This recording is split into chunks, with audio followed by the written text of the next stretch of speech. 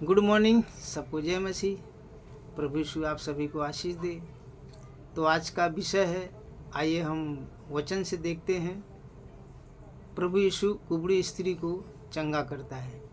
तो हम लूका अध्याय 13 वचन 10 से 17 तक देखते हैं। इसके बारे में हमें बहुत सी चीज़ें सीखने को मिलेगी प्रभु के वचन के द्वारा। ताइए हम पढ़ते हैं। सब्त के दिन वह एक आराधनाओं में उपदेश कर रहा था। वहाँ एक स्त्री थी जिसे 18 वर्ष से एक दुर्बल करने वाली दुष्ट आत्मा लगी थी। वह कुबड़ी हो गई थी और किसी रीति से सीधी न हो सकती थी। यीशु ने उसे देखकर बुलाया और कहा, हे नारी, तू अपनी दुर्बलता से छूट गई। तब उसने उस पर हाथ रखे और वह तुरंत सीधी हो गई और परमेश्वर की बड़ाई करने लगी, इसलिए कि यीशु ने सब्त के दिन उसे अच्छा किया था। आराधनाओं का सरदार रिसिया कर लोगों से कहने लगा, 6 दिन हैं जिनमें काम करना चाहिए। अंत उन दिनों में आकर चंगे हो, परंतु सब्त के दिन में नहीं। यह सुनकर प्रभु ने उत्तर दिया, हे कपटियों, क्या सब्त के दिन तुम में से हर एक अपने बैल या गधे को थान से खोलकर पानी पिलाने नहीं ले जाते? तो क्या उचित था कि यह स्त्री जो अब्राहम की बेटी है, जिसे शैतान ने 18 वर्ष से बांध रखा था, सब्त के दिन उस बंधन से छुड़ाई जाती। जब उसने ये बातें कही तो उसके सब विरोधी लज्जित हो गए और फरीसी भीड़ उन महिमा के कामों से जो वह करता था आनंदित हुआ। यहाँ पे हम देखते हैं कि प्रभु यीशु उस आराधनाओं में गए। उसके पहले फरीसी सदूकी क्या करते थे कि उनका व्यवस्था था। उनका व्यवस्था यह था कि परमेश्वर ने 6 दिन में सृष्टि की रचना किया और 7वें दिन विश्राम किया। तो उनका कहने का मतलब क्या था कि हमें शब्द के दिन कुछ भी नहीं करना चाहिए, किसी को चंगा नहीं करना चाहिए।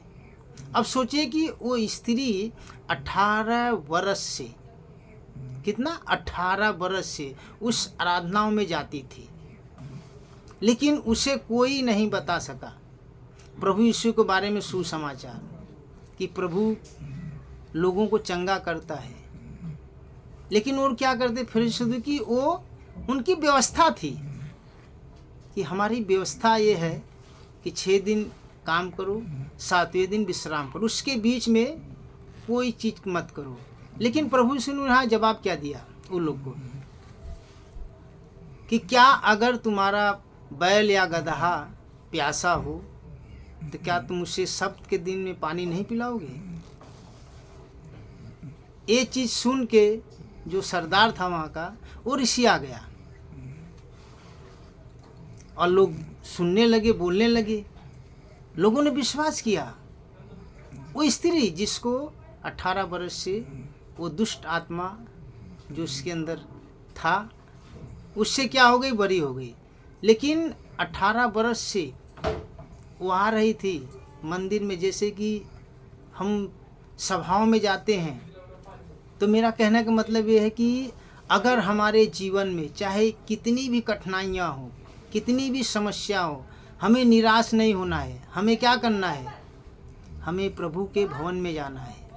जैसे कि वो स्त्री नहीं जानती थी, लेकिन हर दिन वो आती थी आराधनाओं में कि मैं अच्छी हो जाऊंगी, लेकिन नहीं, वो फरीसी सदूकी उनका व्यवस्था था। वो अपना व्यवस्था पालन कर रहे थे, लेकिन वो स्त्री अपने विश्वास से जाती थी।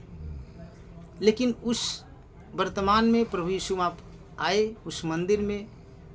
अक्सर करके प्रभु यीशु मंदिरों में जाके सुसमाचार सुनाते थे, उपदेश देते थे और लोग उनकी सुनते थे और विश्वास करते थे। तो वैसे हमें और आपको, चाहे हमारे जीवन में जो भी स्थिति आए, जो भी परेशानी है, चाहे हम कितने भी बरस से बीमारी में क्यों न पड़े हों, लेकिन हमें उस भवन में जाना नहीं छोड़ना चाहिए। जैसे कि स्त्री ने हमेशा हर दिन जाती थी। किस लिए? कि उस बीमारी से उसे छुटकारा मिले। लेकिन वो बीमारी का छुटकारा देने वाला कौन? प्रभु यीशु। तो हमें और आपको हर दिन प्रभु में स्थिर रहना है,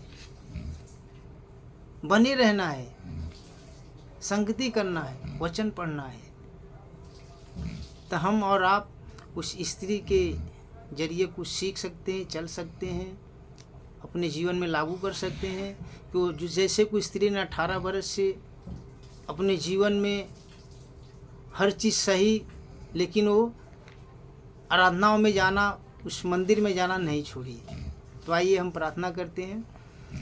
धन्यवाद धन्यवाद पिता परमेश्वर, जो भी तेरे वचन के द्वारा बातें किए पिता परमेश्वर, ऐसे ही पिता परमेश्वर अगर कोई भाई बहन होंगे पिता परमेश्वर जो तेरे वचन को सुने और पिता परमेश्वर अपने जीवन में लागू करे। जैसे उस बूढ़ी स्त्री ने पिता परमेश्वर हर दिन तेरे उस आराधनाओं में जाती थी पिता परमेश्वर, और तू वहाँ पे उपस्थित हुआ पिता परमेश्वर, और वो बूढ़ी स्त्री पूरी तरह से चंगाई मिली। इसके लिए हम तेरा धन्यवाद करते पिता परमेश्वर। उस स्त्री से हम सीख सकते हैं और हम चल सकते हैं पिता परमेश्वर। चाहे जो भी स्थिति आ जाए प्रभु, तेरे पीछे चलना हम ना छोड़े। सारा आदर सारा महिमा आपके चरणों में सौंपते प्रभु यीशु के नाम से मांगते, आमीन।